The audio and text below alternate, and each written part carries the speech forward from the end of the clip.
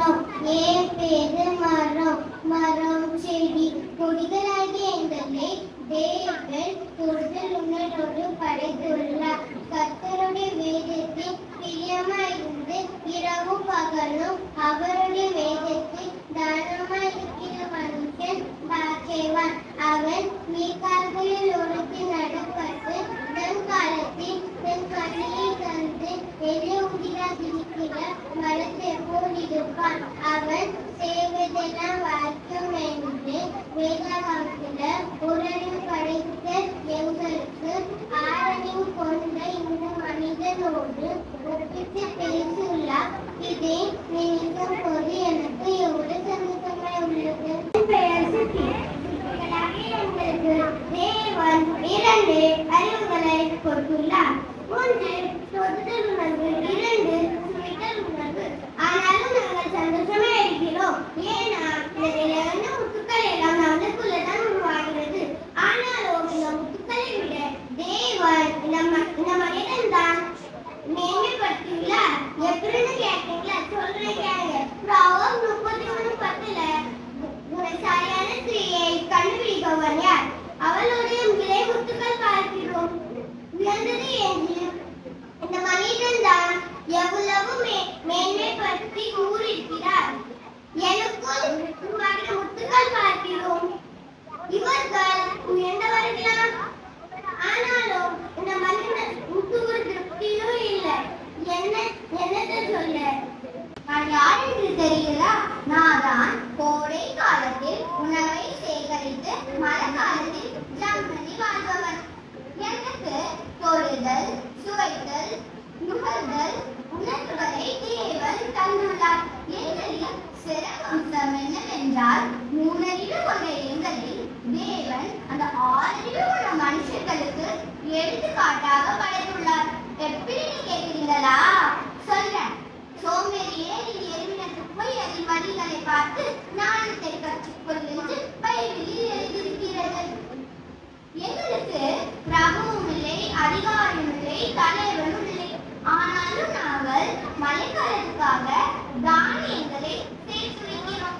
ஆனாலும் இந்த மனுஷனும் வசனம் கிடைக்காத பஞ்சகாலம் வரும் என்று அறிந்திருந்தும் வசனம் படிக்காமல் உலகம் உலகம் என்று ஓடிக்கொண்டிருக்கிறான். எது எப்படியோ தேவன் என்னை படைத்ததற்காக நான் பெருமைப்படுகிறேன். நான் தான் கட்டாம்பூச்சி. தேவன் எனக்கு தொடுதல், சுவைத்தல், நுகர்தல், காணல் என்று 4 அறிவுகளை தந்துள்ளார். அங்கும் இங்கும் ஆனந்தமாய் காணப்படுகிற குருவி அண்ணா, தேவன் உங்களுக்கு எத்தனை அறிவு தந்துள்ளார்?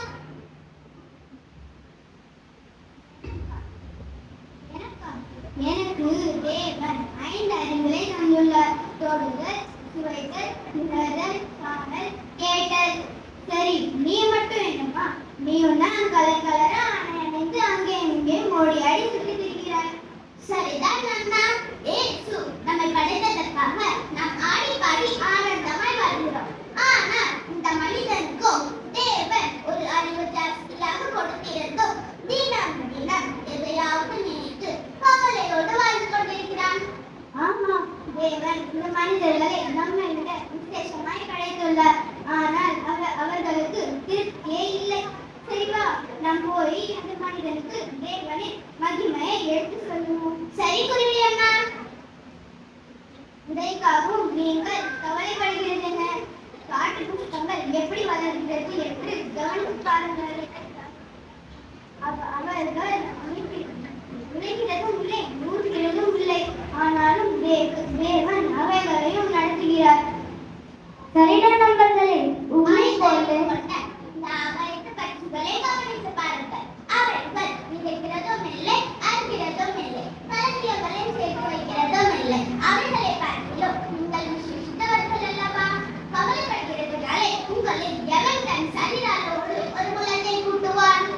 சரிதான் நண்பர்களே, உங்களை போல தேவன் எங்களுக்கு உடம்பால் உணரவும், வாயால் சுவைக்கவும், மூக்கால் நுகரவும், கண்களால் காணவும், காதால் கேட்கவும் போன்ற உணர்வுகளை கொடுத்துள்ளார்.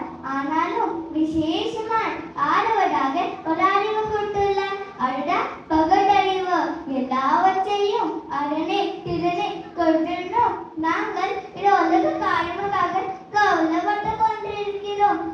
கிரியைகளின் செயலிற்கு நாங்கள் கிறிஸ்து இயேசுவுக்குள் சிருஷ்டிக்கப்பட்ட தேவனுடைய செய்தியாயிருக்கிறோம். அவைகளில் நடக்கும்படிக்கு முன்னதாக எங்களை ஆயத்த